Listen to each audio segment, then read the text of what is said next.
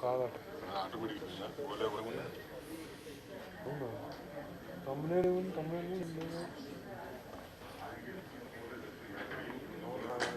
చెప్పినావా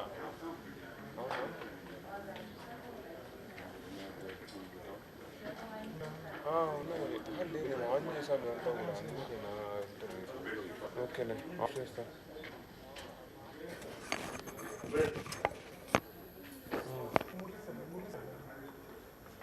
అవును ఒకసారి రెండు సౌండ్స్ వస్తున్నాయి ఒకటి ఆన్ చేయండి.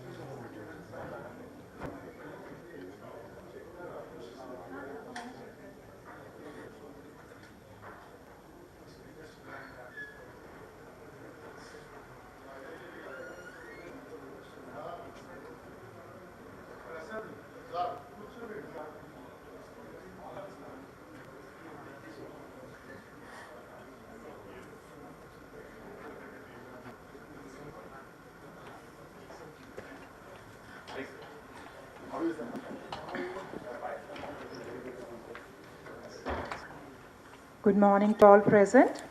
We welcome you all here. We are celebrating the glory of 75 years of our independence, our Azadi Ka Amrit Mahotsav. In continuation of the celebrations in NIRD&PR, today's eminent lecture has been organized on 75 years of rural development. It's an add-on to the series of programs organized by NIRD&PR administration time to time. We welcome our guest speaker of the day, Professor B. Yerram Raju, sir. It's an honor to have you here with us today, sir. Welcome Dr. G. Narendra Kumar, sir, Director General NIRD&PR, and Dr. M. Shrikant, sir, Registrar and Director, Administration. I request Professor B. Yerram Raju, sir, DG, sir, and Registrar, sir, please grace the dais.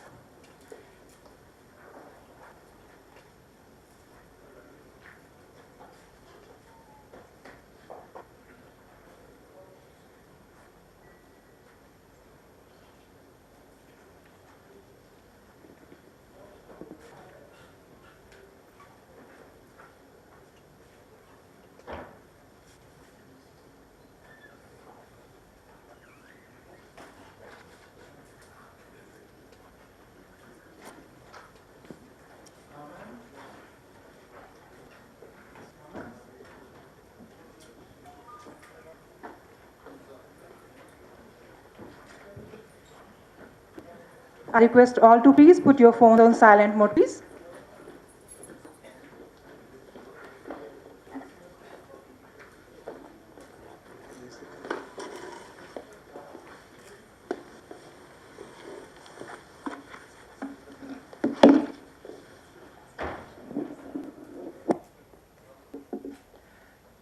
I request Director General NIRD&PR to please felicitate Dr. B. Yerram Raju, sir, with bouquet and memento, please.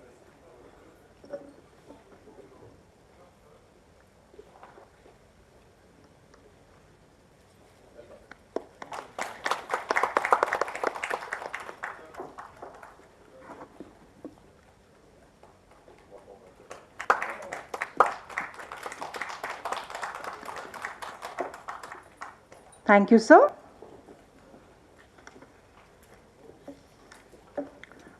Professor B. Yerram Raju, sir, born in 1941, is a distinguished banker turned economist and management consultant with 6 decades of rich and varied experience.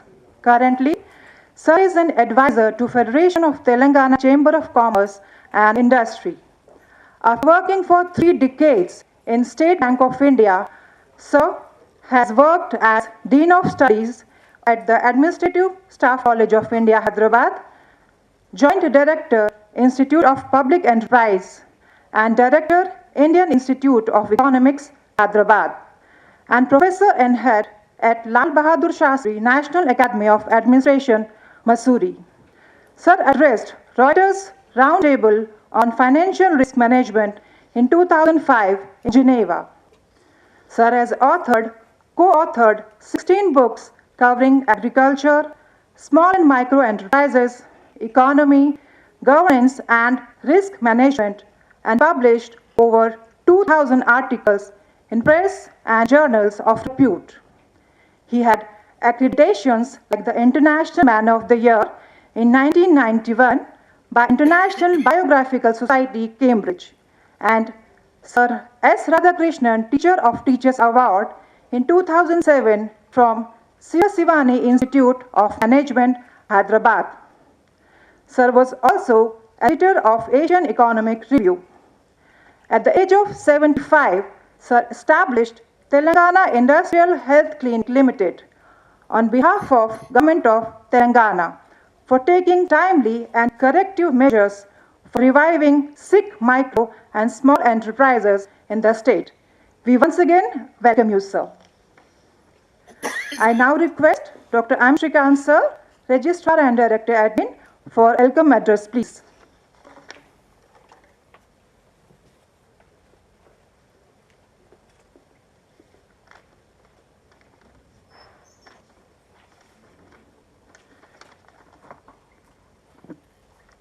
Yeah, good morning to all of you, my dear friends, colleagues, faculty and staff, respected Director General, respected Professor Yerram Raju sir. Thanks for accepting our invitation, sir, at short notice. So this particular lecture series is a reality because of constant encouragement given by our Director General, sir. Warm greetings and good morning to all of you. You know that India lives in villages. So rural development in India is an essential ingredient of policy making framework. You are aware that we are in Amrut Kal, marching towards 2047. Government of India aims at achieving poverty-free, pollution-free and disaster-proof villages and many more such lofty goals by the time. We all know that nearly half of 17 Sustainable Development Goals focus on rural development. Therefore, the entire ecosystem of rural development and Panchayati Raj needs to gear up to meet these lofty goals so as to bring smiles in the face of every Indian citizen in general, rural folk in particular. If roti, kapda or makan uplift the poor as per the Maslow's hierarchy of needs, pani, sadak and bijli will give them much needed quality lifestyles. Tracing the development interventions of rural India, one may remember integrated rural development program and food for work program introduced by Government of India in late 70s. Later, self-help group bank linkage program was introduced in early 90s to provide free access to collateral-free and low-cost credit to the rural poor. As such, self-help group bank linkage program led to enhancement of standard of living driven by consumption, expenditure on education and health care by the rural poor. However, many studies point out that most of the SHGs engage themselves in traditional and petty business enterprises rather than graduating themselves into sustainable micro, small and medium enterprises. Even after a journey of a quarter century, self-help group bank linkage program made the rural poor into bonsai living human beings, that is sustainable living. That is why Government of India has been focusing on development of MSMEs to the extent of 2.5 million. As you know, that Government of India introduced Farmers Producers Organizations model in early 2000s to improve the collective bargaining power of farmers through development of agri-value chains right from farm to fork. SHG BLP empowers the women FPOs, managed properly, will catapult India into $5 trillion economy sooner than later. To realize this, there is a need for convergence of self-help groups and FPOs to say goodbye to hunger, malnutrition, poverty, and unemployment, and many more. It is very heartening to note that the Government of India has been reviving rural cooperatives to save lives and livelihoods through convergence of FPOs, SHGs, and cooperatives. My dear friends and colleagues, Bharat requires three great enablers in the name of youth, technology, and good governance in achieving its aspirations of a developed nation in times to come. Hopefully, India will graduate to a developed nation from just $2,500 per capita income to over $10,000 per capita income by 2047. Given the government's salutary development agenda buoyed by capex-led growth to develop world-class infrastructure. This is a welcome shift from competitive populism to welfareism so that public goods will be created to create multiplier effect. It is my dream to see the blurring distinction between India versus Bharat. It is my dream, again I repeat, it is my dream to see the blurring of distinction between India versus Bharat, extinction of digital divide, and between rural and urban India, and absence of migration from rural to urban areas by 2030. It is my privilege to welcome you, sir, a veteran in agriculture, banking, MSMEs, and rural development, besides founder of Telangana Industrial Health Club Limited. Sir, we profusely thank you for accepting our invitation and constantly encourage us to excel in rural development agenda. Thank you and Jai Hind.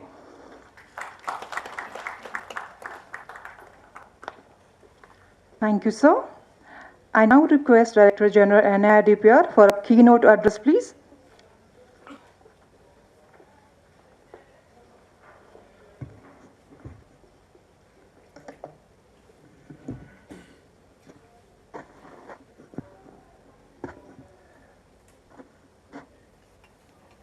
Dr. Yerram Raju, my teacher at the Lal Bahadur Shastri National Academy of Administration, and subsequently also I kept in touch with him in various academic pursuits. Dr. Srikanth, Registrar in Charge, distinguished faculty members, and others who are present here today. It's indeed a great occasion and opportunity to welcome back my teacher, Professor Yerram Raju, to this institution, which I'm heading. He has had a very distinguished academic and executive track record through which he had accomplished much and seen rural development in its various facets in his long life and career. So we believe that Dr. Yerram Raju will be one of the most appropriate persons to talk about the rural development during 75 years of independent India. Increasingly, we want to talk about this, we want to look at this topic from an application point of view. The paradox is that governments in this country, the central government and the state governments put together invest almost 3.5 lakh to 4 lakh crore rupees in rural development and Panchayati Raj. And they've been doing this for the past 75 years. But the unfortunate part is that there is no rural development policy in 75 years of our independence, which means that we've been doing all this work in a directionless manner, or at least the direction of that work is not known to people like us. So I think it is therefore time that we make a good rural development policy, taking into consideration where India is situated now and where it wants to go forward in the future to find its place in the Committee of Nations, in the Committee of Developed Nations. If we need to work on the rural development policy and look to the future, one has to look back also to see from where we came to where we are today, and what journey we traversed, what lessons there are to learn from this journey, and how we can strengthen our strengths and reinforce our weaknesses. It is therefore apt and appropriate to look back at 75 years of rural development in this country, to look to the future of our rural development policy. We've been trying to get someone to speak about this topic, 75 years of rural development in the country, and there's hardly anyone we could find to speak about this topic, and therefore we thank Professor Yerram Raju for taking on this challenge and agreeing to speak to us about 75 years of rural development with a view to be able to work towards a rural development policy for this country, which I think we in this institution owe to this country. We need to work on developing a rural development policy, bringing best elements of policy making to the rural development policy. Because those minions in Delhi's ministries, they are busy releasing grants and working with the state government. They just don't have time. Dealing with the parliament, releasing funds is all that they can do in the time they have. And as I mentioned, that given Professor Raju's background, I think he'll be a very appropriate person to talk about 75 years of rural development in this country. And as I mentioned, that we are taking refuge in my teacher to talk about this topic. As my teacher in the National Academy of Administration, he was a very great teacher. So I took notes copiously in his lectures, and that enabled me to get through the examinations without much effort, without referring to the textbooks. And today also I'm hoping that this lecture will enlighten us to take us through the rural development policy without referring much to textbooks and articles. So we thank you very much, sir, for agreeing to deliver this lecture on the occasion of 75 years of independence and the extended 75 years of independence that we are celebrating.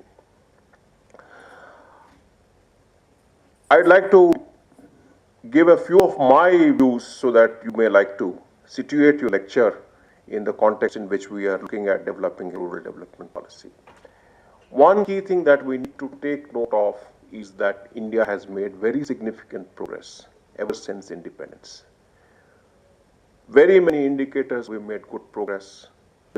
We've significantly improved the on poverty front. Around independence, there was about 80% people were steeped in poverty. Today, only 20% population is steeped in poverty. So virtually a reversal of the poverty ratio in this country has happened. Life expectancy has improved very significantly. Literacy rate has improved very significantly. So on several fronts, we made very, very significant progress. Very significant material progress as well, in terms of mobile facilities, phones being available, in terms of vehicles being available, in terms of roads, networks, in terms of electricity supply. We made significant progress. As a country and as an economy, also we have grown very significantly. About 10 years back, this is what the current government says in its this year's budget speech, that India was the 10th largest economy in the world. In 2022, it became the 5th largest economy in the world, getting ahead of UK, our occupier or tormentor for several centuries. We managed to get ahead of the United Kingdom last year. And we are poised to move to become the 3rd largest economy in the world, getting ahead of Japan by about 2025, 26 or so. So if you note the progress, in about 10 years' time, Indian economy has moved 5 places. That is 1 place every 2 years, which is a very, very significant and fast pace of growth. So we are moving on the track from being a less developed country to middle income country towards a developed country. And that's what we should focus on. Given this trajectory of growth and movement, how should rural development be poised in that trajectory of growth is something that we need to take note of and think of bringing up with a new paradigm of rural development, focusing on quality of life, which the government of India is speaking about. We spoke about it when I came here as NIRD's vision, that NIRD's vision would be to improve the quality of life in rural areas. Government of India is today speaking about it. But that improved quality of life has to come through an accelerated rate of economic growth. So how do we bring about an accelerated of economic growth in this country? Is something in the rural areas is something that we need to consider. And in that direction, setting up of micro enterprises in rural areas, which Srikanth was mentioning about, is very, very important. That is that we need to create an ecosystem of micro enterprises which will be able to spur economic growth in rural areas. Something that we need to work on. But at the same time, I think we need to be clear about fundamentals. The fundamentals are that are we going to focus on growth or are we going to focus on equity? Poised where we are today, because there's always a dilemma between these two, that look, are we going to focus on growth, are we going to focus on equity, are we going to focus on a balance of growth and equity? Of course, everybody wants everything, so people say, why don't we have balance both growth and equity? Is a good thing, we should always do this. But where we are, I think we need to significantly focus on economic growth. To the, I would say, sidelining of equity. Today, this is where we are, because there has been a significant increase in the economic pie. And unless we expand the economic pie, the pieces that we can cut out and give to people are still going to be small. First, we need to expand the size of the cake and then cut smaller pieces, which would still be bigger for people to enjoy. So the focus, therefore, I believe, has to be on economic growth. And the faster countries are growing, have been growing in the past, and the faster countries continue to grow with a fast economic growth, they would have a lead, be it the United States, be it the United Kingdom, be it China. They have grown at an exponential rate of economic growth. So one thing to understand for us is to what really causes this exponential growth of economic growth. So is it that the various factors of production, is it labor, is it capital, is it something else that causes the exponential growth of economic growth? So I don't think that neither labor nor capital has the elements of an exponential economic growth. They do not contribute to an exponential increase in the economic rate of growth. So there's something else which contributes to this exponential rate of economic growth. That which contributes to the exponential growth of economic rate is what is called as the solo residual, which essentially depends upon the technological factors. What kind of innovative products, goods, and services that we develop and deliver determines the rate at which the economy can grow, determines the exponential rate of economic growth. The technology is exponential in its growth, and this technological growth is what contributes to the exponential growth of economies. So if we have to focus on exponential economic growth rate, we have to focus on technology. And that's what has contributed to India's growth, going from the 10th to the 5th, and hopefully to the 3rd point, that a strong technological growth rate, be it in the IT sector, be it in the pharmaceutical sector, or be it in other innovative sectors. It is the technology which is driving India's economic growth, as it is driving the economic growth of other countries. So how do we now infuse technology into rural economic development and rural growth has to be a central paradigm we have to think about. So far, we've been thinking about wage employment, self-employment, self-help groups, and so on and so forth. If we have to focus on the future, we have to focus on a strong rural development policy for the future. We have to substantially focus on infusing technology into rural development. Again, paradoxically, one of the key things, Mahatma Gandhi was very futuristic, visionary. More than 100 years ago, he said that, look, we need to focus on rural industrialization, develop rural industries. As a symbol of that, he started the movement with the charkha to say that we will start producing something in the rural areas. Focusing, thereby meaning to say that we're going to have a production-based economy in the rural areas, industry-based economy in the rural areas. But to this day, more than 100 years after what Gandhi said that we need to focus on rural industrialization, we've not been able to achieve significant rural industrialization. That's also something that we need to focus on when we look towards a future rural development policy. Again, just a small explanation why I say that technology is what is going to drive the exponential economic growth. Technology by its nature is exponential. An example people talk about is something called the Moore's Law. Moore's Law talks about the number of semiconductors that you can pack on a chip. The number of semiconductors that you can pack on a chip multiplies roughly every 1.5 years or so. And the number of semiconductors that you can pack on a chip, that increases every 1.5 years because you make a better chip based on the chip you made 1.5 years ago. You're able to pack more semiconductors on the earlier version of the chip. So you keep on working on improvements in technology, and these improvements in technology will contribute to an exponential rate of technological growth. And because technology is exponential in its growth nature, it will contribute and lead to an exponential economic growth. So if we need to focus on getting an exponential economic growth rate, we need to focus on technology and technology infusion into rural areas and rural development. That, I think, should be a significant element of the new rural development policy that should be focusing on. So maybe it will be instructive for us to look at what kind of technological changes took place in the past 75 years in rural areas and rural development.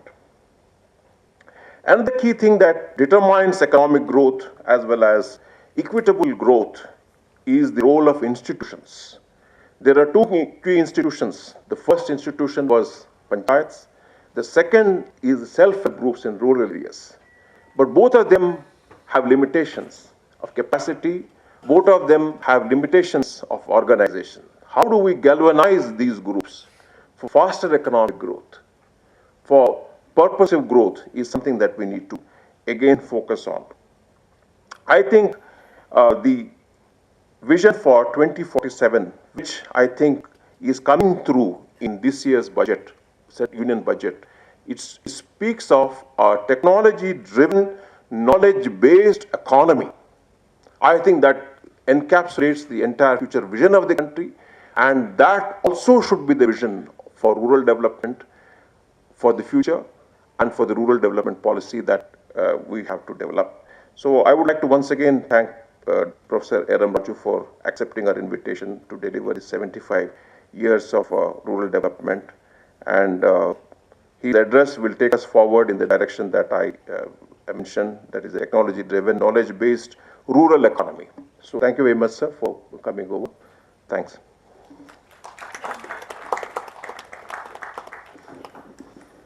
Thank you, sir. I now request Professor B. Yerram Raju, sir, to please take us to the 75 years of rural development.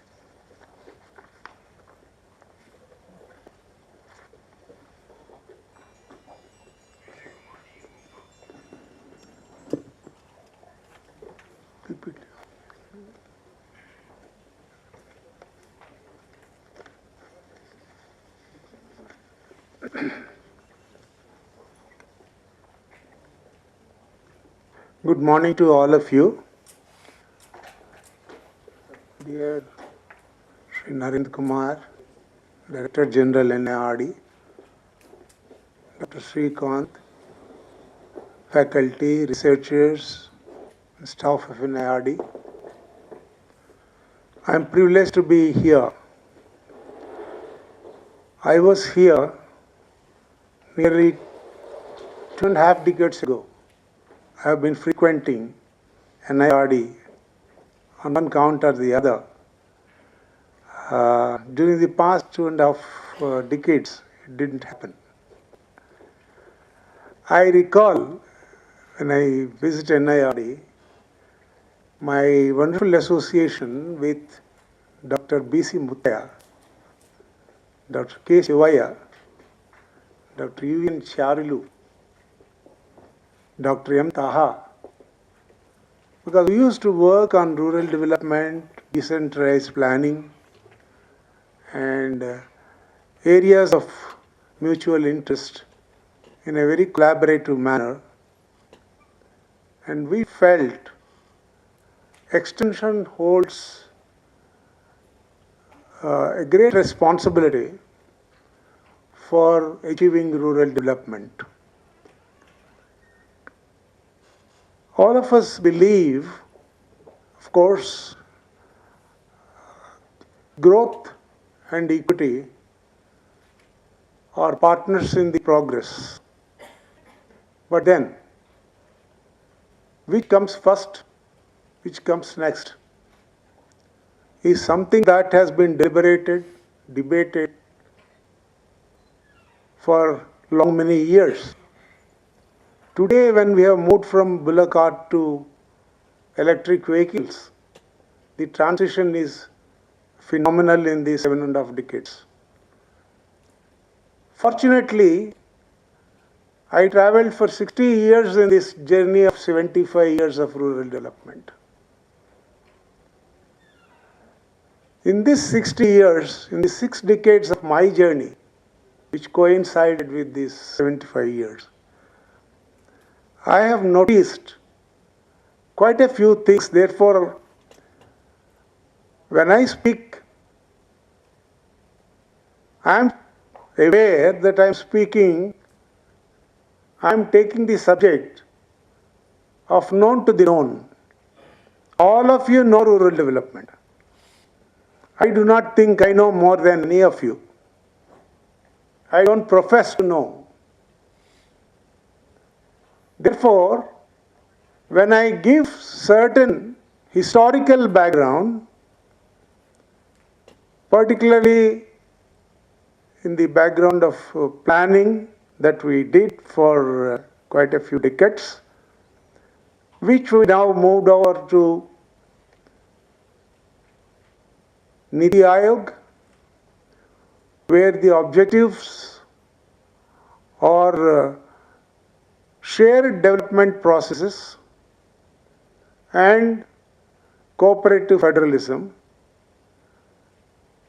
The scenarios have changed quite a bit. And where the future lies, we should be able to visualize when we are framing a policy. A policy should not be lasting for just 5 years, 6 years. A policy should lay the future for at least another 2.5 decades. The path should be laid in the policy. And it is true that we did not have a rural development policy. We did not have, for that matter, even industrial development policy, because MSME policy has yet to evolve. A draft has been circulated. It is left at the draft stage. It has not taken the final shape, because on the draft there were varied comments of inadequacies on the draft. Therefore, they virtually kept it aside, and they are trying to rewrite the policy. So in a policy formulation, we will have to think of, number one, history. Any policy should think of how the past has really taken place and what good past has delivered, what bad has been there and that should be given up, and how the road for future should be laid. Therefore, the next 1 hour, that is 75 years, you asked me to capture in 60 minutes. That's the biggest challenge Mr. Narendra Kumar and Srikant posed to me. That means even a minute is not available for a year. Therefore, I would be giving you just a recap of things in a flash drive when I put these slides before you, because I have taken only about 13 slides, 12 to 13 slides, and I will intersperse these slides with lots of experiential learning I had in the process of, in the journey of rural development. Because it's only a journey. I call it definitely a journey. It is not a destination. I am very doubtful about reaching the destination even after we frame a policy and implement the policy. Because the dynamics of rural development are such that they are ever changing. And change is something that is very, very continuous. Change is not a static, symbol. Change is a moving symbol.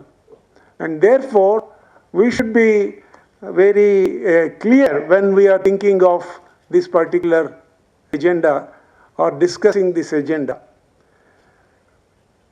Let me now take you to the subject that I wanted to address. My agenda will be, next one please.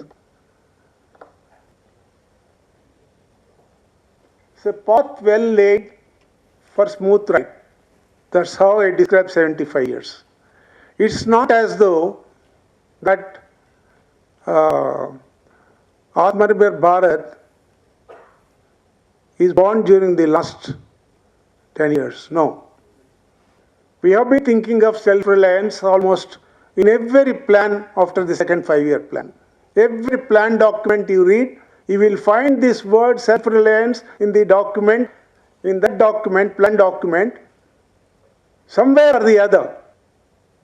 And the effort for self-reliance has been there. So let us just go through some of those things. And then planning for rural development. Without a policy, we have planned for rural development. We have planned for rural development. All the 5-year plans have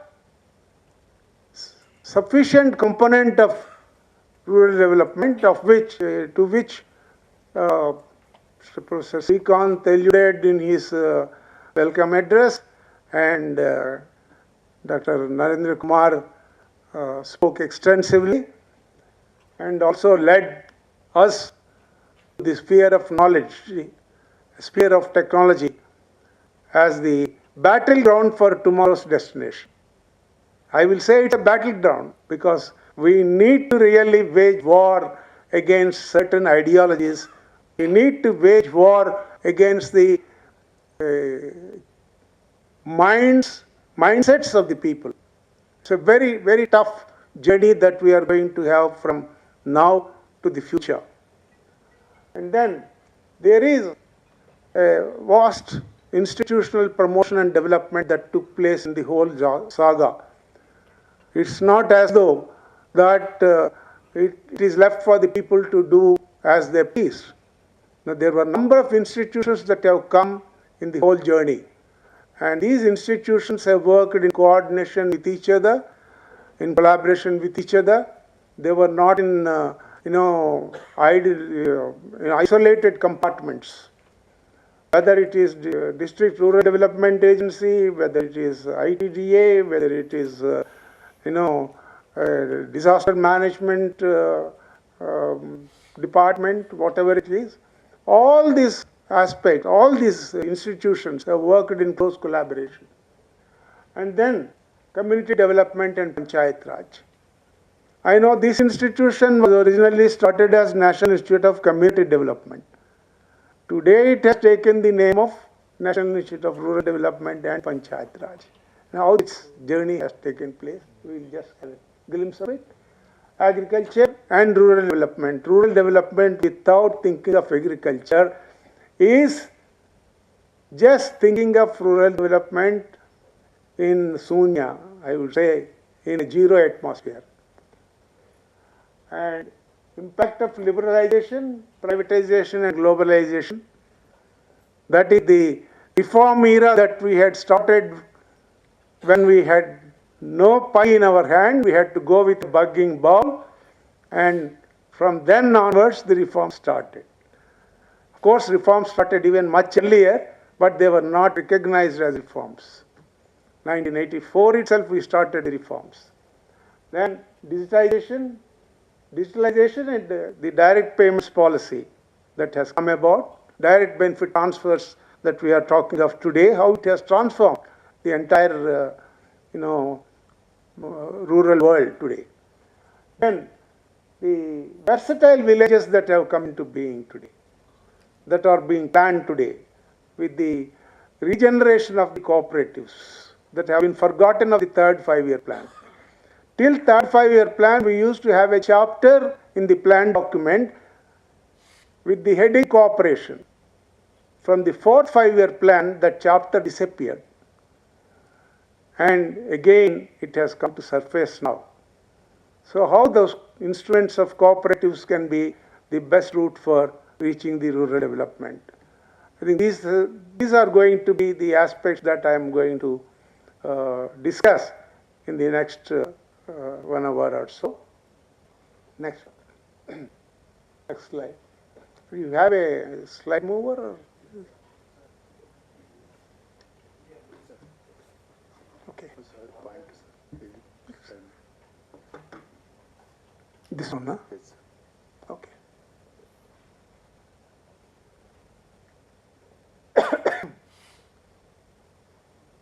As I was mentioning to you, it's a journey from planned economic development to self-reliant India. And rural development is an endogenous process, resulting in self-development of people, generating impulses for area development. You tell me whether it is possible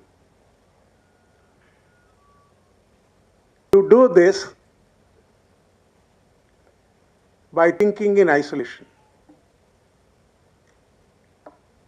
That means where people in silos think about their own problems and try to resolve their own problems without thinking of neighbors' problems, without thinking of solution to the neighbor problems. Wherever the problem is there, solution is there. And therefore, problems and solutions go together. They cannot go in, tangentially opposite directions. In the first five-year plan, the first milestone in rural development through the launching of the community development programs and national extension scheme. And the second five-year plan moved to industrialization. It does not mean that they have neglected rural development and moved to industrialization. They felt that industrialization is important because capital goods need to be created. There has to be a knowledge bank that needs to be developed. You find that plan originated your great institutions like the Indian Institute of Science, Indian Institute of Technology, Indian Institutes of Management. All these have sprung up during that particular period. And this self-reliant, it's a period of vibrant and self-reliant industrial base. The foundation has been laid then. If there was no foundation in this, today we wouldn't be in a position to talk of this technology leap. Remember that we wouldn't be in a position to talk of this technology leap today had we not laid the foundation in those years. And the democratic decentralization that had come about because of the Balwantrai Mehta Committee's report. Then you have got 73rd and 74th amendments to the Constitution providing for powers to Panchayat Raj institutions and local bodies.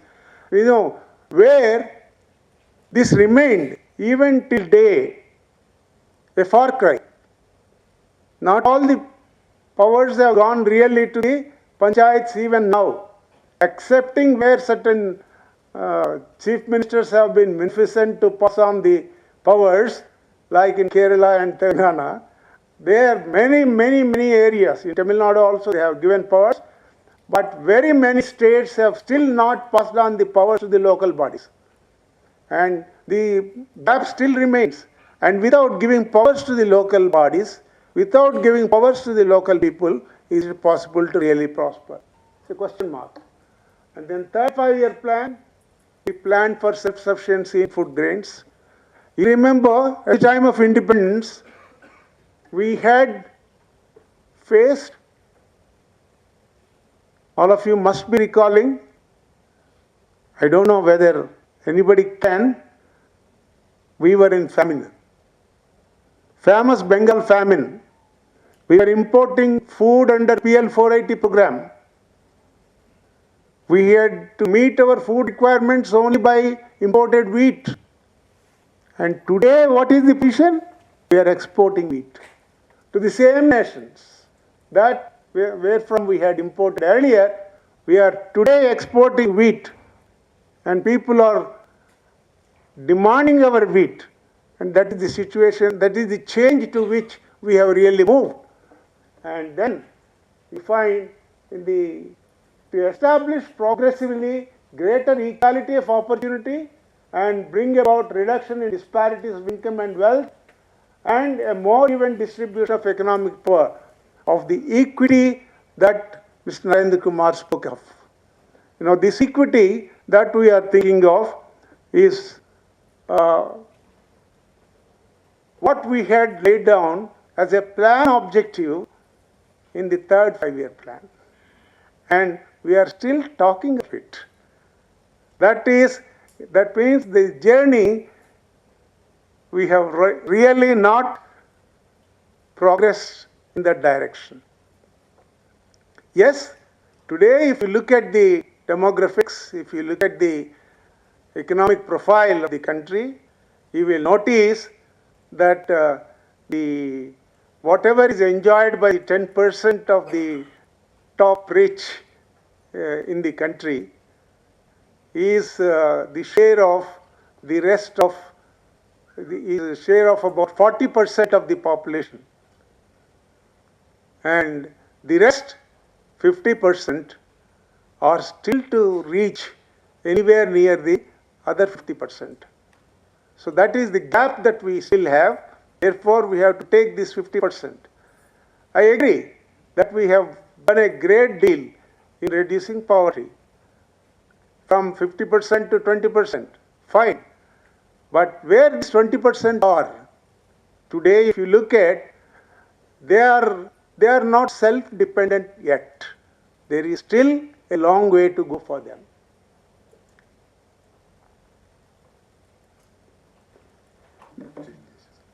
Okay. Center, huh?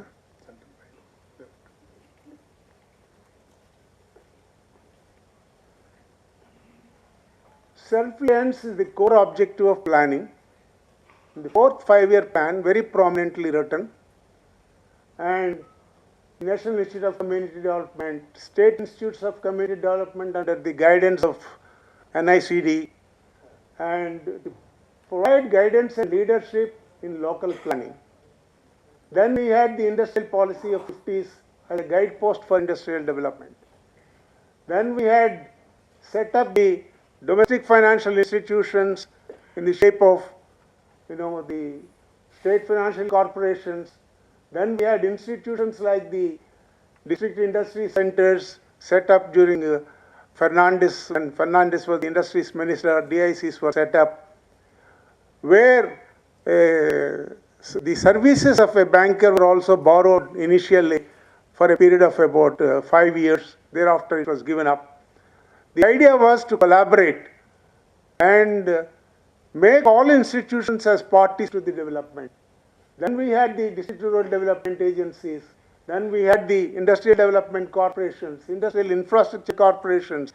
Then we had, again, separate plans for the special component plan for the scheduled castes and scheduled tribes.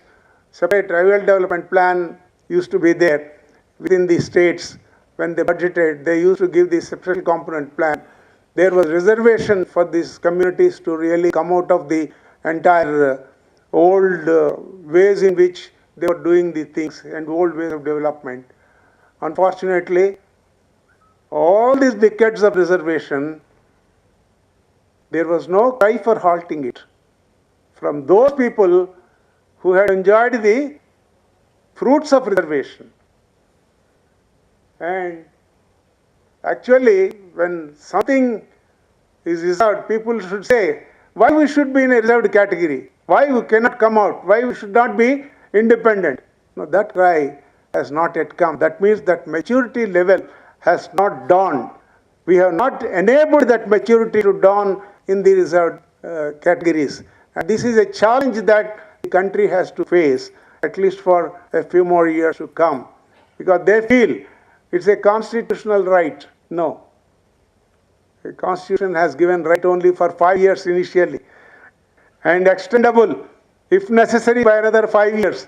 But it has been extended for decades.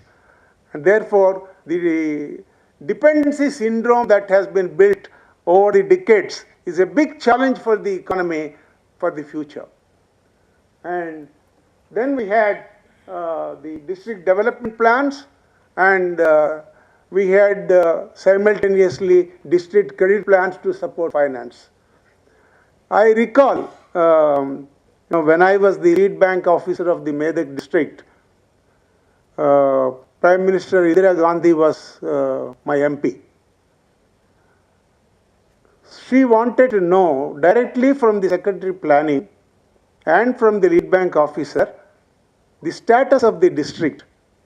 So she called both of us to her office, and we met at 2 different times. She was a great listener. Now she asked us to tell about the district in all its nakedness. To talk to the Prime Minister of the stature of Indira Gandhi for about 1 hour to 1.5 hours on a district she was elected from, it was really a very big challenge. She kept on raising questions, we kept on responding. The success of that interview depended upon 2 things. One, Secretary Planning prepared my district plan, district credit plan, whereas I prepared, as a credit officer, district development plan. Therefore, the infrastructure required for credit to move very fast was laid in the district development plan, and finances required for the district development plan were very structurally planned in the district credit plan by the Secretary Planning. I wonder whether anybody else has followed this pattern anywhere else in the country. It is still, Mr. K.R. Venugopal was the then Secretary of Planning. And that was responsible for me to respond to Mrs. Gandhi's queries on the entire district and how the district development should take place. She came and launched both the plans at Sangareddy. The 20-point program, self-employment for educated unemployment youth as an employment generation program. Then each chief minister has launched again, basing on that, employment guarantee program known as CMEGP. With the PMEGP, there was a CMEGP. Then you have the public distribution system, which has gone about. I think the best architect is K.R. Venugopal himself, if you read his articles in the Economic Political Weekly in those days, and the launch of the 1 rupee a kilo scheme when N.T. Ramarao was the chief minister of this state. That was the beginning of taking grains to the people within their capability, particularly for the urban poor and the rural poor. And this was a major success, and which till date is continuing. Maybe that 1 rupee has become 2 rupees. That's all the difference. And a kit has become a 12 rupee kit. So there are number of variants that have come about for the public distribution system later. Then Swarajgar, Rozgar Yojana, MNEGP. I think all these schemes have been evaluated by the NIRD. Their research programs, their research projects have done quite a bit of evaluation of most of these programs. You have volumes in your library, perhaps on these. Several people have written books. And the state to provide margin money from the budget. You know, this is the way in which banking has been brought into focus. You know, where I will show in my next slide. In 1969, see, administrative institutional arrangements, financial powers of decentralized institutions, demarcation and delegation of planning responsibilities, and ensuring public participation, boundaries have been decided. You will find nationalization of banks as the first one, social banking objectives. I recall it was very easy for me to lend for a tractor located some 85 kilometers away. Not that we did not inspect, we had to go there for inspection. But the inspection charges were debited to the client because he was a rich farmer, he was able to afford. But then what about the poor farmers? For them there were schemes under the Small Farmer Development Agency, Marginal Farmers and Agricultural Labour Development Agency. Two agencies have been formed.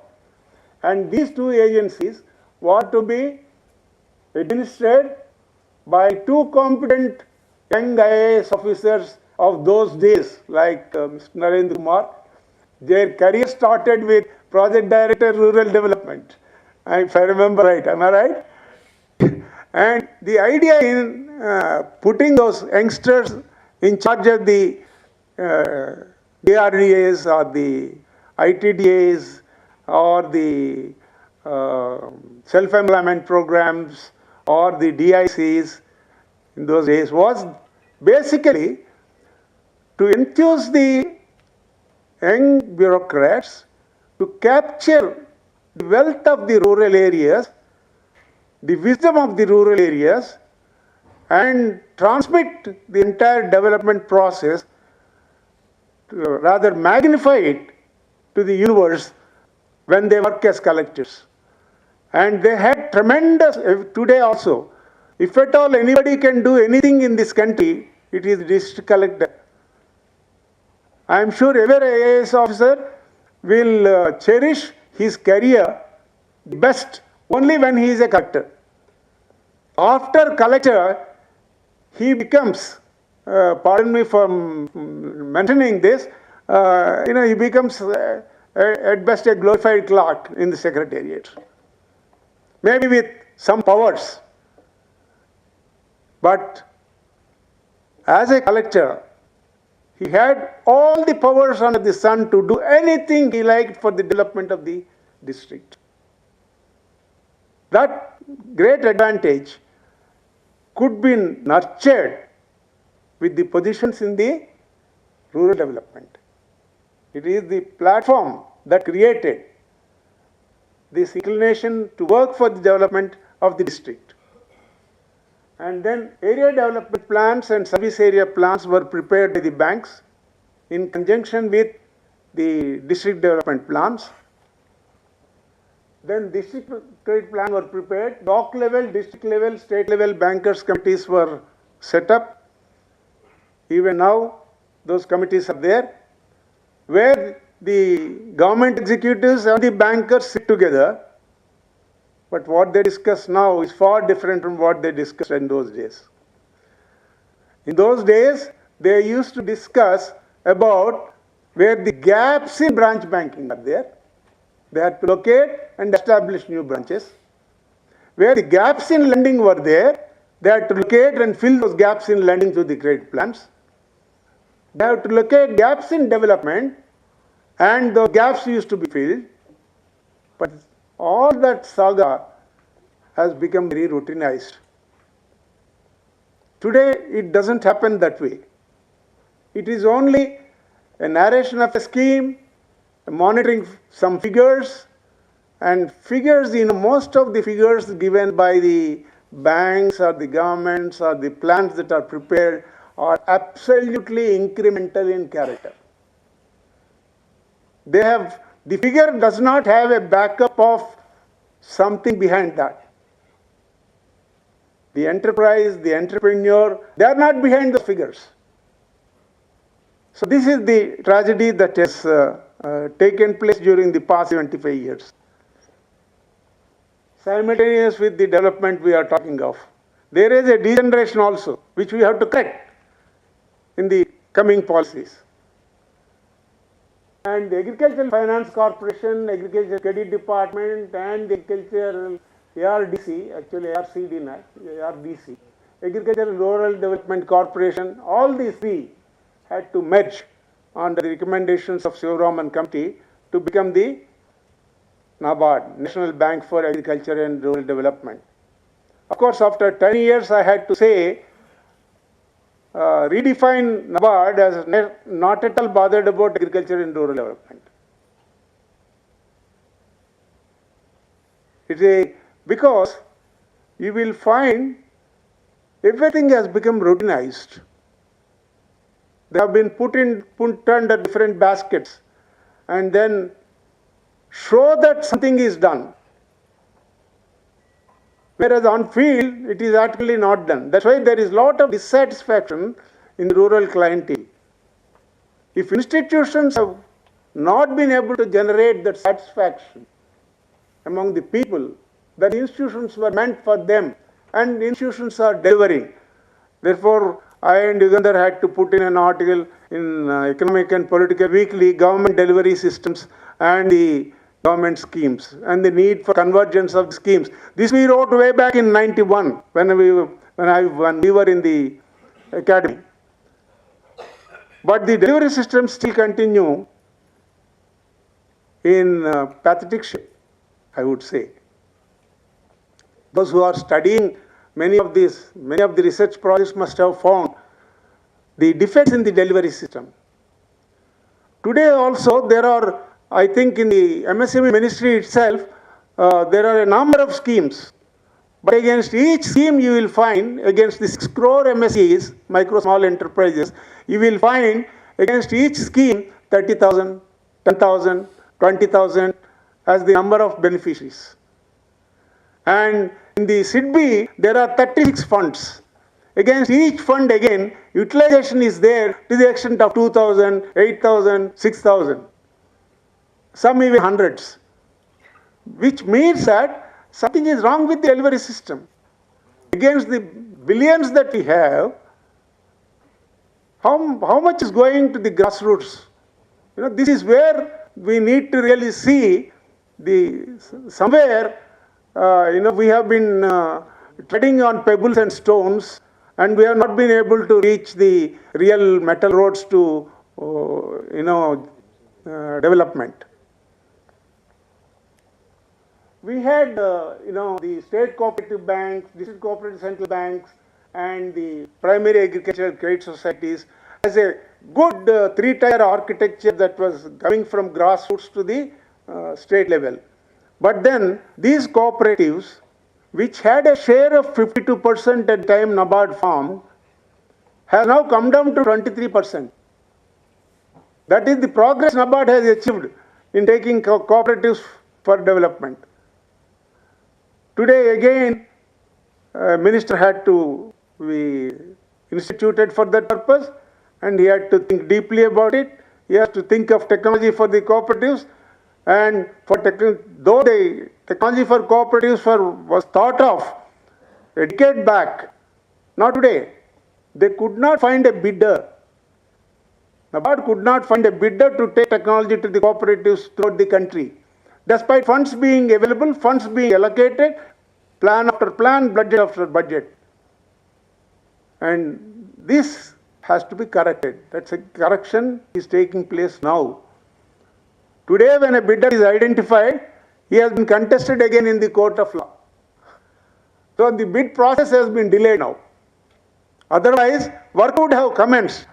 At least out of 65,000 cooperatives, 5,000 cooperatives at least would have been on the technology frame by now.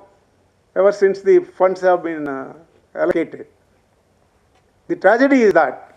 So we have in democracy a good system, but we don't have the speed to achieve that. The speed of decision is something that we need to achieve by way of a reform. This is where governance reforms matter very much. That's what I think Mr. Narendra Kumar alluded to when he spoke. And, you know, commercial banks, the farmer service societies have formed, and then commercial banks to assist cooperatives wherever the latter fell short of the financial support. So everything that was available for development was there even earlier. If you look at the map of the entire rural development process, we have done everything that is necessary for being done. Unfortunately, in implementation, we lagged far behind. Because of the laws, rules, law may be very good, but the rules to be framed and regulations to be framed under that have not taken the law to the logical conclusion. It is not law by itself that reach the poor, that reach the people. It is rules and regulations that take the law to the people, benefits of law to the people. Unfortunately, it is these rules and regulations that have spoiled the broth. And then states work in coordination with NABARD. You know, you will find even today, gross injustice is being done for rural development. I'll tell you how. Reserve Bank of India, after this, has allocated what is known as priority sector. This priority sector that was there earlier has now gone down to a minuscule, I would say. This 40% of priority sector credit dedicated for agriculture, rural development. Then you have the small scale industries, small businesses. Then exports were added later. Originally exports were not there. Transport operators were there earlier, but though transport operators were only one for a borrower. But today, transport operator means a fleet. A fleet will be owned by whom? By rich, not the poor. So the schemes got a little degenerated now. In the priority sector allocations also, if you find, those allocations also have not been reached. Now there is a license for them not to achieve. Government of India, even in the current budget, she has told that those who have fallen short of achieving priority sector target will be spending on urban infrastructure development. That means you create a deficit and give me the money. That is the demand. Same is the case that has happened during Manmohan regime. He has created RIDF, Rural Infrastructure Development Fund. He could have jolly well given Rural Infrastructure Development Fund right from the budget directly. There also he has told, shortfall in priority sector will go for rural RIDF. Therefore, NABARD's management has got attention more on treasury management rather than on priority sector development. You see how it has reached, and that is why I said it is not bothered about agriculture and rural development. It is bothered more about state government, liaison, doing good, doing well with the, or rubbing shoulders with the various ministries in the state government. Wherever infrastructure is falling short, they chip in and say that we will spend the balance money, you can take this particular road. So this is the way in which the entire progress has taken place, and the plan formulation and implementation in institutional integration mode, it has to get strengthened. Then SIDBI was set up in 1991. It is carved out of IDBI. So the entire mindset of IDBI has come into SIDBI. So whatever they were doing for financing the large industries, the same mindset they started the Small Industry Development Bank of India.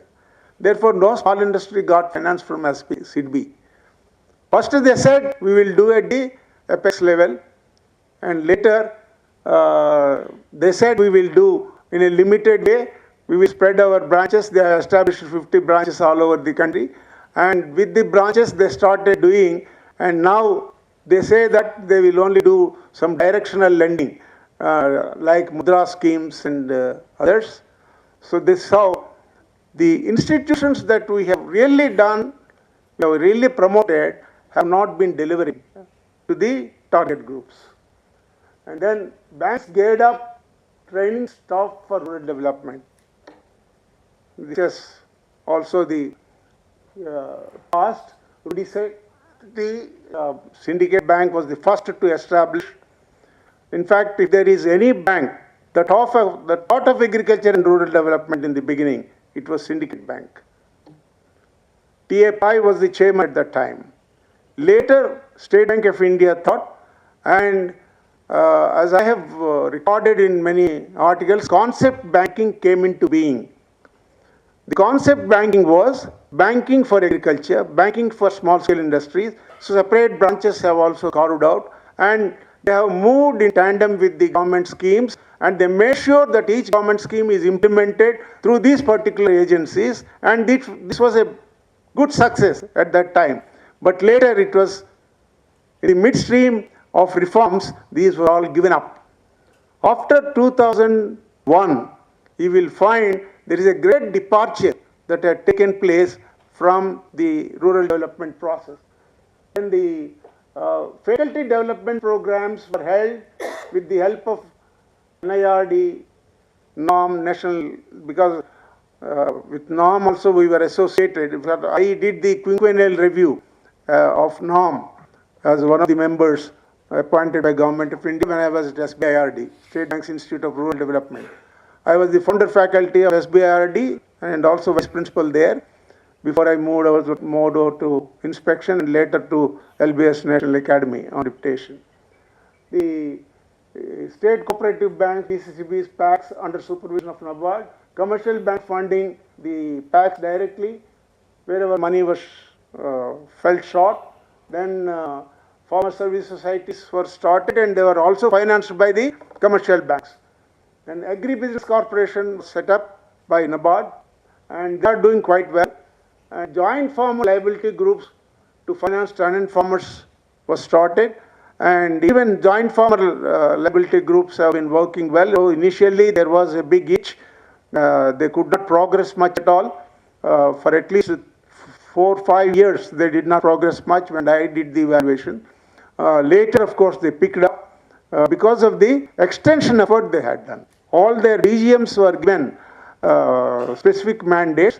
DGMs of NABARD moved very fast and they did well in joint liability group formation.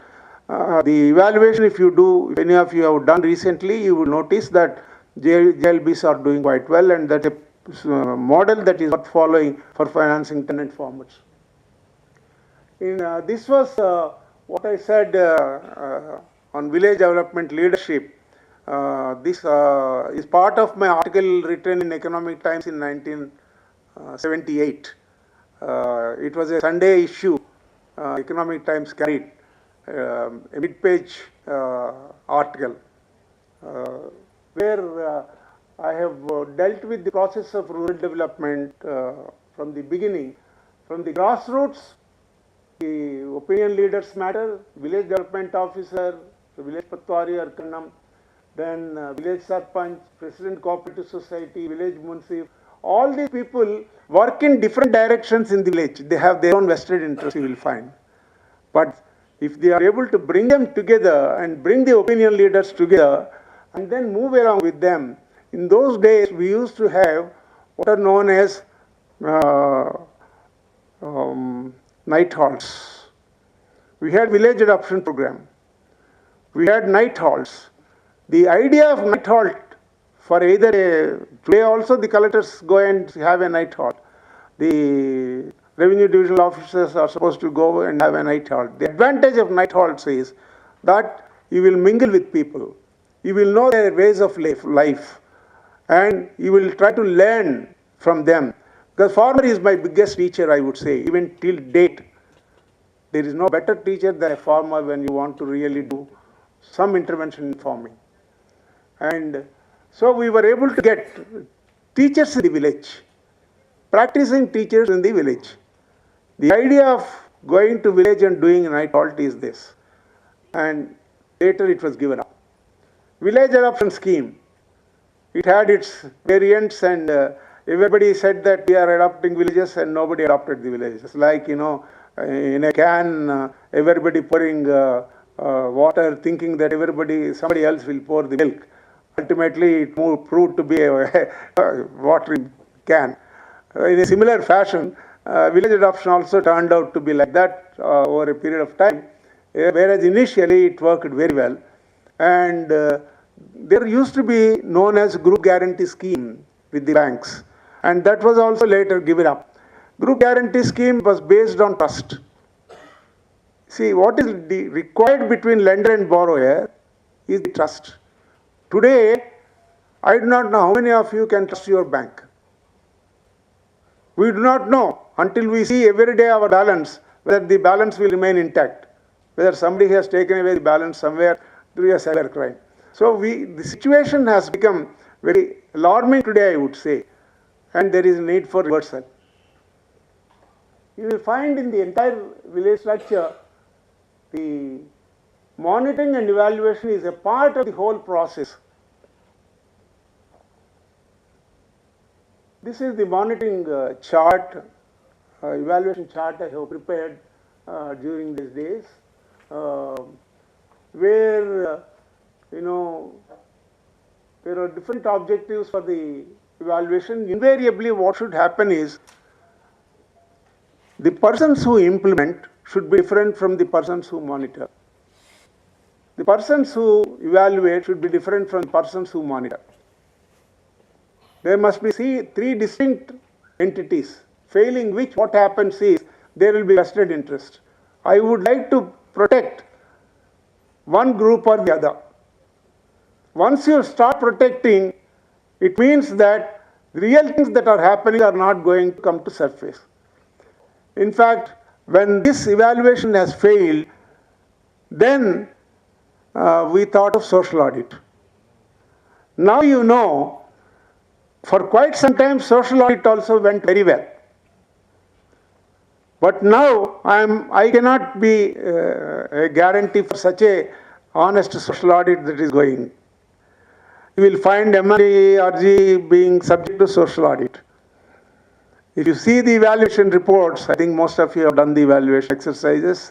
I have seen reports in CES, and the saga is, I would say, pathetic. So the purpose of audit is not being achieved. Social audit is not being achieved. Evaluation and social audit matter very much in schemes of rural development. And if you look at the 9 5-year plan onwards, 97 to 2002 mark the years. From 93, effectively we were on reforms. Reforms were LPG. What is LPG? Liberalization, privatization, globalization.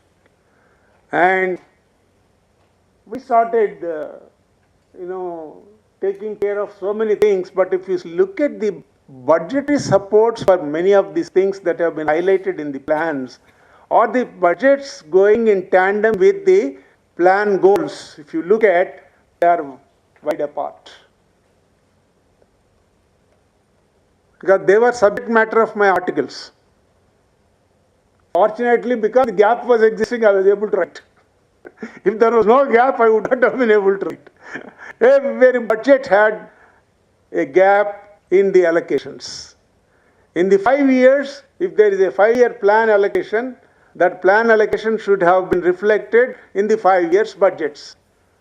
The budgets are going in one direction, plans are going in another direction. And all these lofty goals that have been there, in the 7 goals that have been there in the 9th 5-year plan, it was the top one is strengthening self-reliance efforts. From 2000, 19, what are we asking for? Self-reliance. Atmanirbhar Bharat. It has become very prominent after the COVID-19 had come. Right? Was it not prevailing earlier? Self-reliance was our goal. Then, what prevented?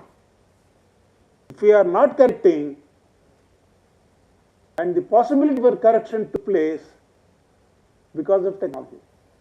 During the past 10 years, what happened in the country is phenomenal. And this is because technology has become a facilitator, but never think technology is a product deliverer. No. Erase this from your minds. Technology is an accelerator. Technology is a facilitator. But technology is not deliverer of a product. Technology will accelerate the process to production. Today we have not yet reached the production levels, productivity levels of the order that we expected with the investments that we are putting in different places. Why?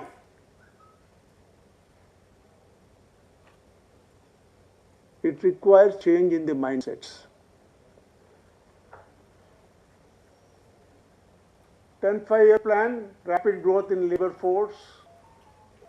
We had to concentrate on employment because there was youth unrest. Naxalbari movement took very strong roots. Everywhere you will find terrorism, Naxalism ruling roost. Suddenly, Government of India shook its head like this and said, yes, we must create 50 million jobs. That's our goal. And did we create? Have anyone done the evaluation of 10th five-year plan here? None? I'm sure somebody must have done in NIRD.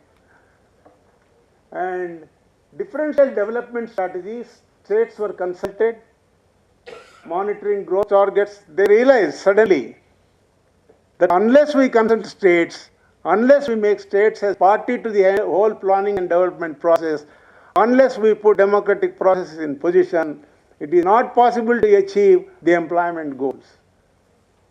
And they did achieve. It is one of the goals that was achieved during the plan process. Then measures to improve efficiency, unleash entrepreneurial energy and promote rapid and sustainable growth. Agriculture is to be the core element of the 10th plan. We came back to agriculture when we thought of giving employment. So, largest employment provider in the country continues to be agricultural sector.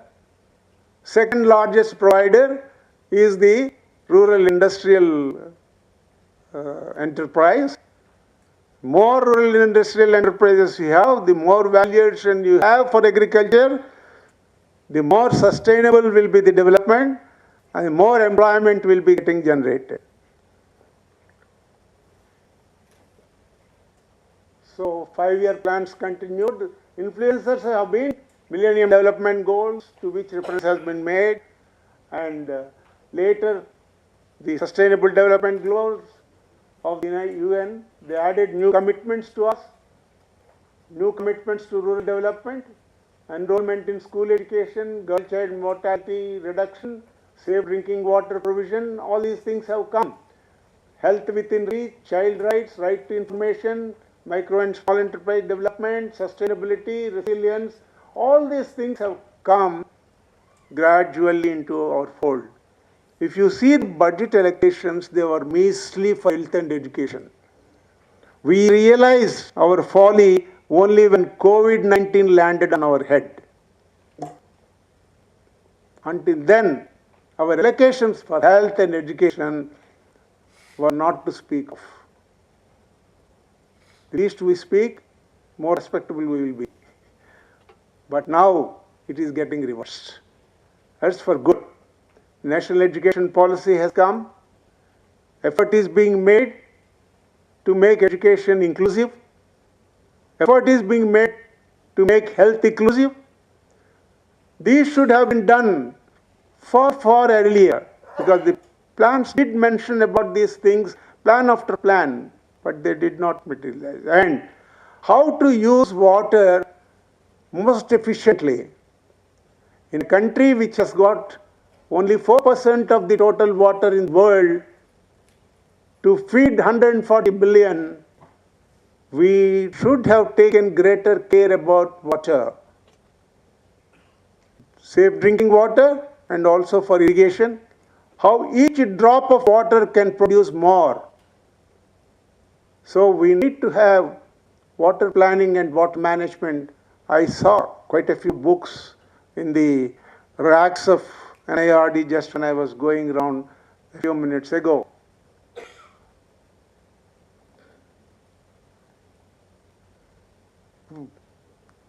See, history tells us, even Itihasas tell us, there were two things that are responsible for wars: water and women. Gender equity is extremely important. Gender balance is extremely important. Women development is extremely important. To this degree, we have laid the foundation in the self-help group movement. And SHGs did really do very well. In fact, some of the SHGs, if you don't mind, find money, go to a village SSG and you will get a lakh of rupees if you are willing to pay 22%. Anybody can come with me today, I will get you a lakh of rupees at 22% from SHG. I will challenge. Written in gold, I will give you. To that degree, we have improved. And they are very strict about repayment, mind you. Not like the banks. Do you know what happened in one of the SHGs? One lady was not paying. Then the members tried to bring pressure on that lady. 9 members said, no, we can't agree to this particular situation. She can't afford to be a non-payer. We have to recover the money from her. So 9 people went. They removed the front door latches and brought to their office. Next day morning, the husband he came and started quarreling. I said, you are responsible. You pay the money and take back the whole thing. But they brought in the birth card the door. So the way they were able to pressurize, the group pressure works extremely well in the SHG groups for recoveries. Of course, banks are the back foot from 1993 onwards. They moved away from social banking, they moved to profit banking. What did I put in the beginning? Banks became the accelerators. Today they have become backenders. Not even backenders, they don't even backend. A good move. And this liberalization, privatization, globalization reforms that we have brought, in some areas they have brought good, in some areas they have really demolished the whole thing. We were having 20 million accounts of farmers in 1999, and those number of accounts have come down to 14 million by 2009. What did the banks lend for priority sector agriculture? Every year, mercifully after 2005, when Chidambaram declared short-term credit target for the banks, which is not actually a budget provision. There is no budget provision for that. But every announcement comes, even now the announcement came, 20 lakh crores will be given under farm credit. Who will give? Banks will give. But why should it figure in the budget? God knows. But every figure that is announced in the budget in regard to farm credit is shown as achieved by the banks. But go and ask the farmers, they will bemoan. They say that they have not credited on time, they have not credited adequately, they have not got the credit for new technologies. They have not got credit for crop diversification. They have not got credit for spraying the fertilizers through the aerial spraying. They have not got the credit for robust intervention. They have not got credit for artificial insemination or for nano fertilizers. They have not got credit for improving the soil fertility. All these things have happened, are continuing to happen, despite people telling that they have achieved the plan targets. Credit plan targets have been achieved. They will make a big statement in the public. I am not telling anything as an observation. I am telling as a fact. With figures, I can prove to you. This is what's happening. This has to be corrected. Unless we realize our mistakes and admit our mistakes, there is no scope for correction. We should first admit our mistake to correct it. Then you have the Financial Reforms Committee that has told, close down the Department of Financial Services, everything will be good with banking. Till date, they have not closed it. They have not done it. Until DFS is closed, banking will not be able to deliver what it can deliver. Take it from me. And leading private banks were set up, DFIs wound up, accepting SFCs. We have seen disaster infrastructure funding. Today, we don't have DFI to really fund for infrastructure, so we had to put another institution for that particular purpose. Again, we are coming back to the DFIs. Last year's budget, Madam has announced that DFIs will be brought back. So we are trying to correct the mistakes. So there are, like that, there are a few mistakes that we need correction before we go forward in our journey for the rural development. I think these are all things that, digitization, innovation, incubation, technology, rural entrepreneurship, rural marketing, promotion and development, thinking big on artisan development, introduction of digital currency. These are all the developments that have taken place during the recent years. We need to really move forward. We are in the age of transformation. We spoke of it here, there, everywhere in the talk. And then Jan Dhan, Aadhaar, Mobile. They lead the pack for rural development. Digitization, skill development, Make in India, Startup India, Stand Up India, innovation, incubation. These are all things that have been on the lips of all of you during the past 10 years, at least during the past 5 years. And I'm sure you know more about them than me. Union budget impact. If you look at, of course, Mr. Narendra Kumar, being an official, he cannot agree for some of the things, but the budget has certain drags. There have been less allocation, MGNREJ funds slash 0.6 lakh crores. Allocation, Jal Jeevan Mission for piped water, 0.7 lakh crores. PM Awas Yojana, 0.8 lakh crores. That means the other two, which are in the rural development area, the funds have been slashed. And the end of COVID-19 free food program, freebies have been closed down. Antyodaya and food grains for households for only 1 more year under PM Garib Kalyan Yojana. Then rural infrastructure of a different kind has been announced, and this has to be pursued, no doubt, but it has to go parallel. It cannot go on its own, because this can only be facilitators. Thank you very much. In fact, I recall one instance where Robert Chambers and I were holding a session here. And Robert Chambers, Narendra, you must remember, he has addressed LBS National Academy and also ASCII when you were there as a, sabbatical, right? You know, Robert Chambers said when a poem like this was there in NIRD, he said, I'm not going to sit here, I come down.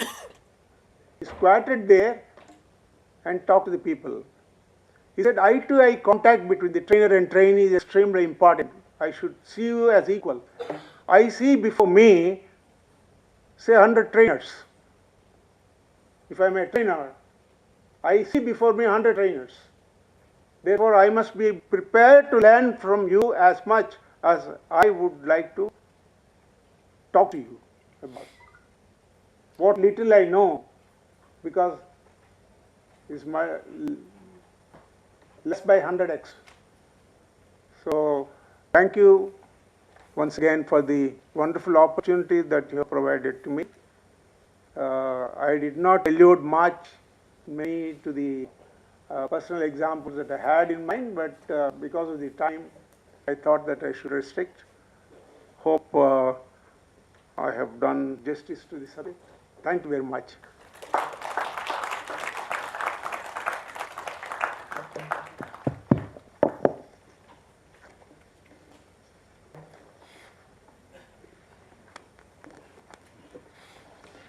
Thank you so much, sir, for enlightening us on the subject. Now the session is open for question and answer. You may please ask.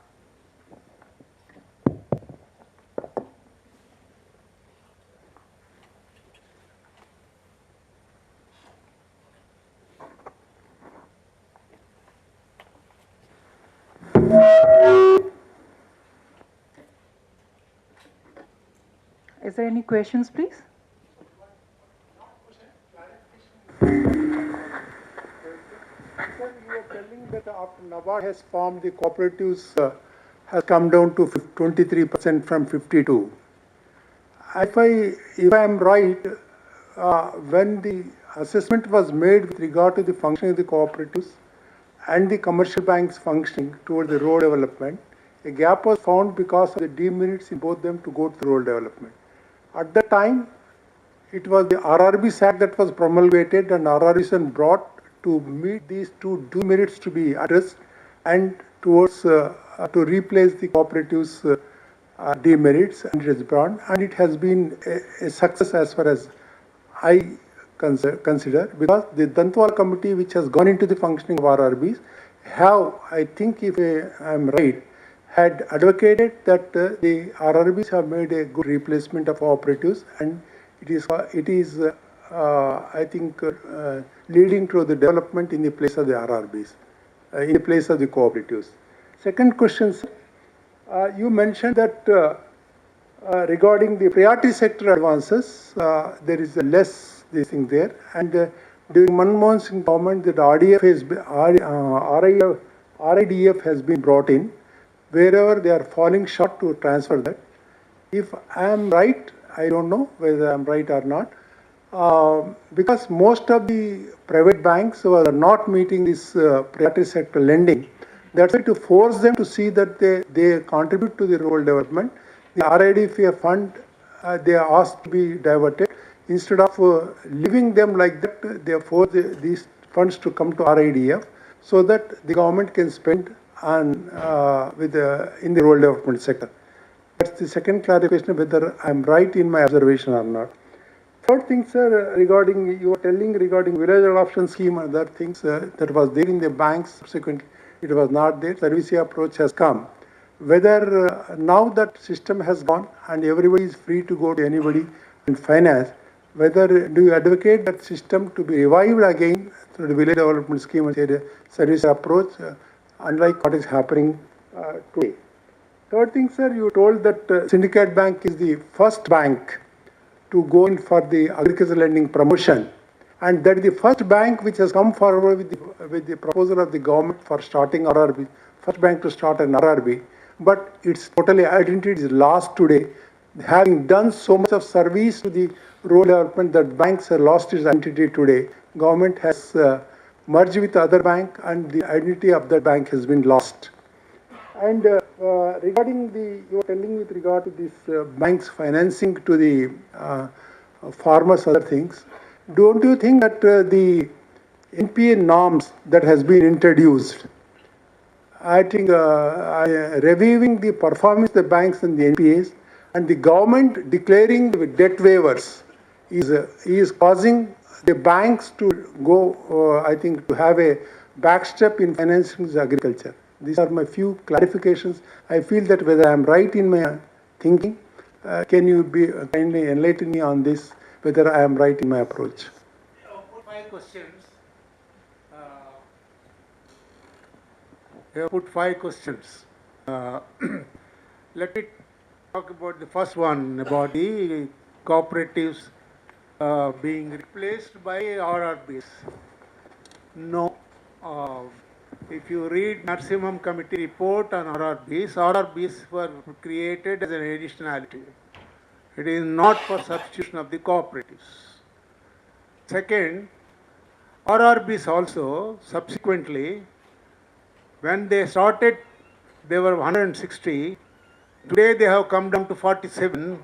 And tomorrow they are likely to be merged with commercial banks, because RRBs also have become yet another commercial bank-like institutions, unlike the concept that was promoted when the RRBs were created. You know, they had, I used to call them Panchabhatruka, like Panchali, but they were not having the Shakti of Panchali. You know, they had the sponsor bank, they had the state government, they had Government of India, and they had NABARD, they had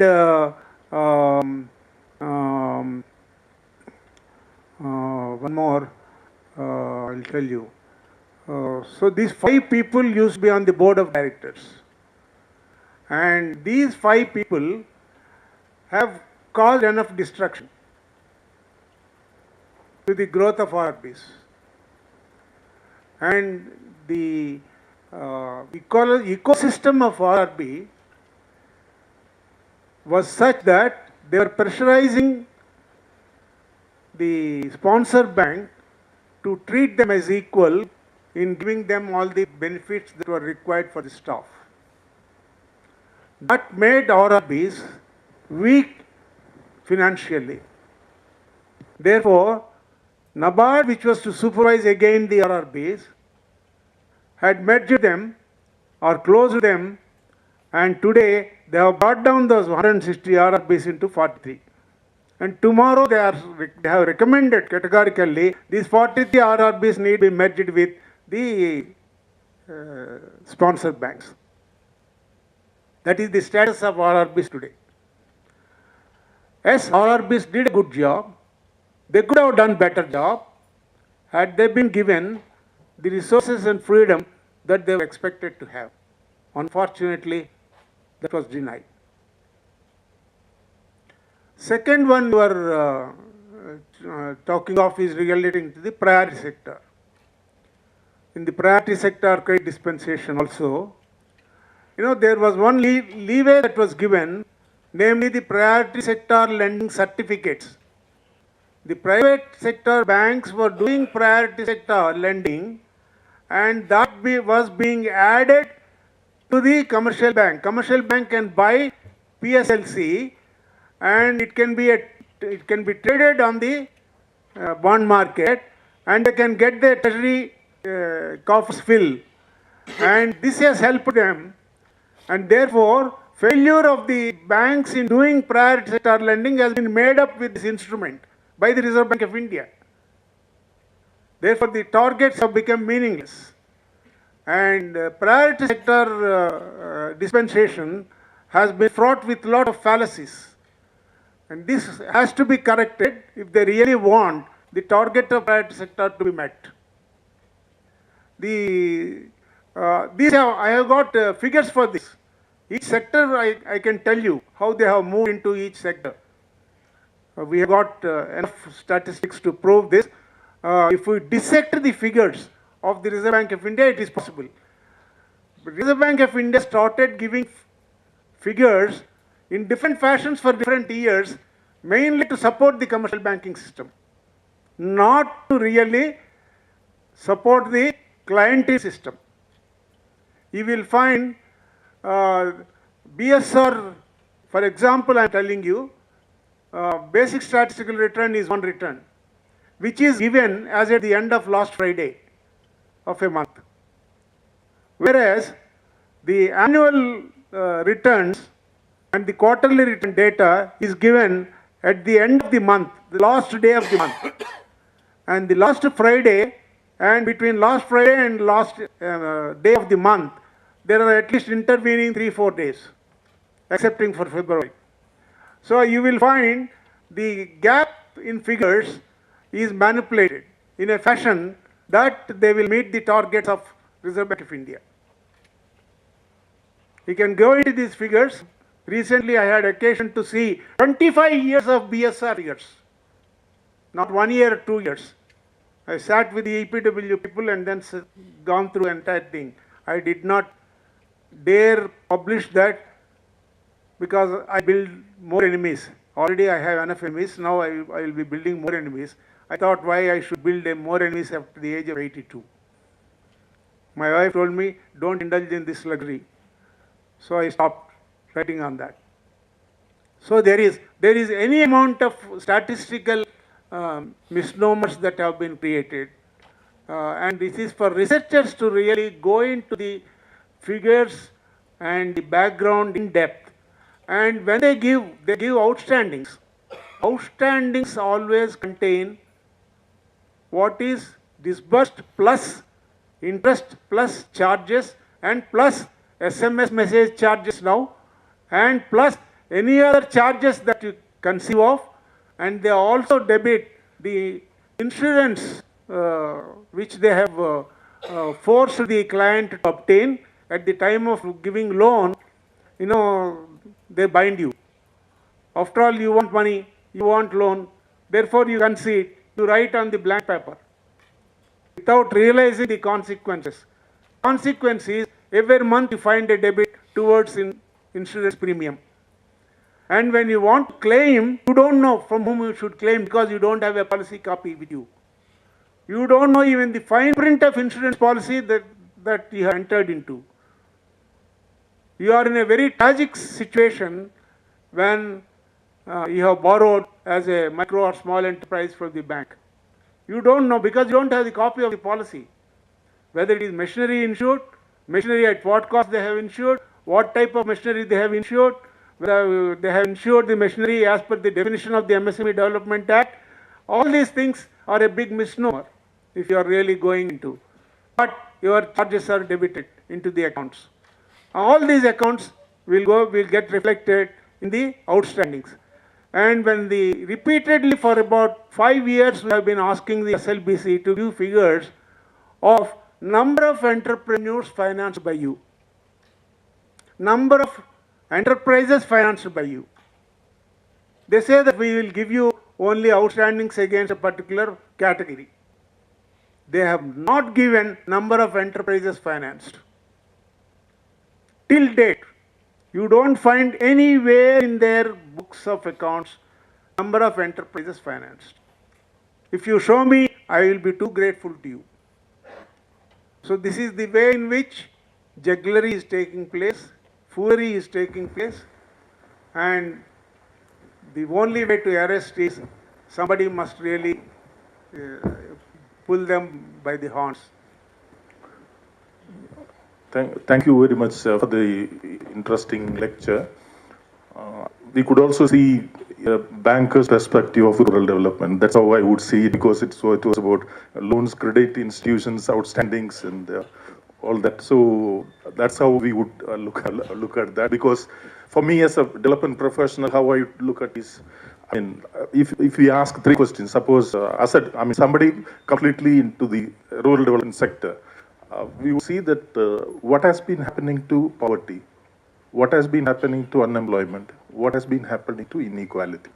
And when we talk about poverty, it is multidimensional. We know access to quality education, quality healthcare, all that. So what has been happening to poverty, what has been happening to unemployment, what has been happening to inequality? If you ask me these 3 questions, and for the first 2, many of us here have answers, like, yes, definitely poverty has been declining. unemployment has been declining, but what has been happening to inequality? If you see inequality, I mean, one example we can give is, I mean, we count the number of children malnourished. At the same time, we are also counting the number, nowadays, in the recent past, we have also been counting number of children that are obese. So the inequality has been widening. And how do you address this?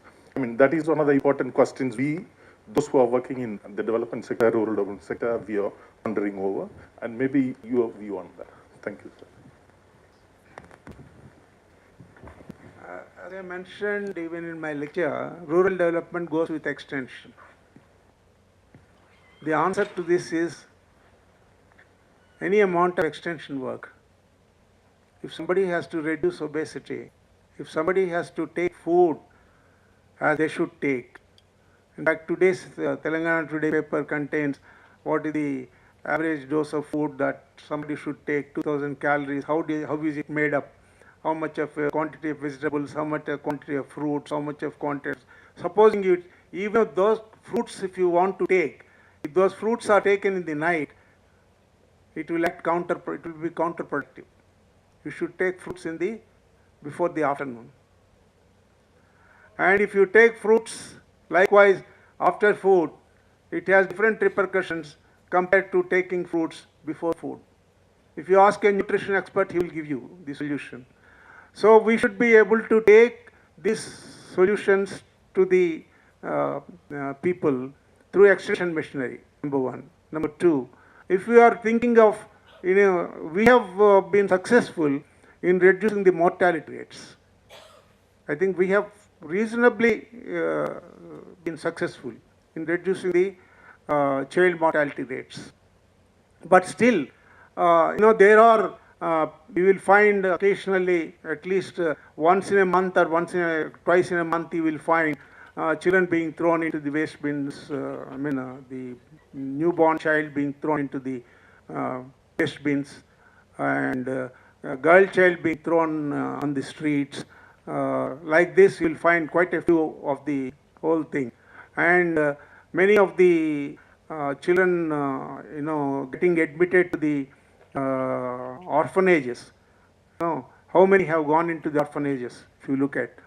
Recently, when I was examining the COVID-19, if you look at the research of Jayati Ghosh on COVID-19, you will find revealing. Because what happened in COVID-19, we have, lockdown. In lockdown, what happens? In the rural areas, all of you have visited. There is only one room which is shared by the entire family. In the lockdown, all the 5 or 10 staying in the house will remain in the house together. They don't have separate beds. They don't have separate, places to wash. They don't have, separate sanitizers to apply. All the things that you spoke of for, coming out of COVID-19, those conditionalities did not prevail in several of the rural areas and urban slums. And are these things that still we are lucky as India, we have come out because we are rugged. We are rugged. We were in a position to really fight out the situations and come out. 6 lakh people died. Has it been recorded? There are many deaths that have occurred in COVID-19 that have not been recorded. So these incongruities have occurred which are responsible for inequities to continue. So if we want to correct this inequality, we will have to do a lot of extension work and do supporting infrastructure work in the villages, in the rural areas, more than, and also in the urban slums, more than anywhere else. If you keep walking in the Jubilee Hills and Banjara Hills, and that is not rural development. In the tribal areas, lots of development today has taken place because roads have been laid, you will find lot of, reduction in the terrorism and Naxalism during the past 10 years, 10 to 12 years. There is a receding tendency you will notice, excepting in places like Madhya Pradesh, Chhattisgarh areas and other areas. Most of the places terrorism has come down. It is only in those, out of Bimaru states also, Orissa has come out of it. By sheer dint of hard work. Even Northeast, quite a bit of development had taken place. The Seven Sisters I visited 20 years back, when I visited just about 5 years back, it is entirely different. So there is good development that had taken place, but then much more needs to be done. As you rightly said, obesity has to be declining, and then ill health has to decline. Safe drinking water, if you are able to give universal safe drinking water, it will be the best route for health and hygiene. Many diseases can be avoided. Most of the children get jaundice in rural areas, even now, and they get untreated. Death is their treatment. Many do not come to surface. So we need to work more on these areas. It is extension work and collective extension work, mind you. When you go together with a nutrition specialist, with a education specialist, with a farm specialist. They have to move together, so that the persons who receive your message get the confidence that they will come out of the woods by implementing certain strategies that you give with least money that is available at their resource, as their resource. Because they don't have that money that you think of for doing this. But without money also, many solutions can be found to these problems. But who is there to tell them? We need to go, move with them and tell them. At least if you plan, in fact I pleaded to the bankers community when I addressed the trade unions, you have 2 holidays coming every week. Why don't you spend 1 holiday in a village and go around? They say it's not our job. Money lending is their job today. So extension work is extremely important for development, particularly rural development.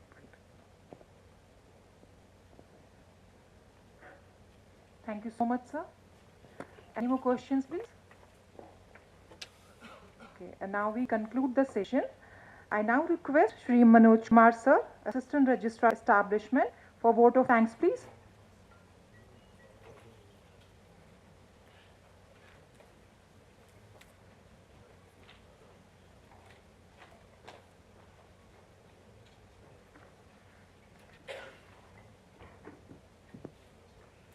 Good afternoon to all of you. I am here to give customary vote of thanks. At the outset, I would like to thank Registrar and Admin for having conceived the idea of conducting this series of eminent lectures. The present one is third in the series. I would also like to express my sincere thanks to Honorable DG Sir for his unstinted support and patronage for holding such events. My sincere gratitude and heartfelt thanks to Professor Sri Yerram Raju Sir for accepting our invitation and for his insights in taking us through the kaleidoscope of rural development since independence to the present Amrit Kal. I am sure his insight given today will help us in conceiving the rural development policy and taking it forward. Dr. Raju Sir is presently 82 years of age, and the exuberance and spirit which he demonstrates is certainly a huge motivating factor for all of us. Thank you very much, sir. I would also like to express my sincere gratitude and thanks to all the faculty members and staff for gracing the event to make it successful. And lastly, my thanks to all the administrative staff for making the arrangements for the event. Thank you to one and all.